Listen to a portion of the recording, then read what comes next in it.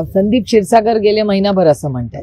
त्यामुळे संदीप क्षीरसागर गेले म्हणजे महिनाभर मी त्यांचं टीव्हीवर ऐकते की सापडत नाही, असं कसं झालं.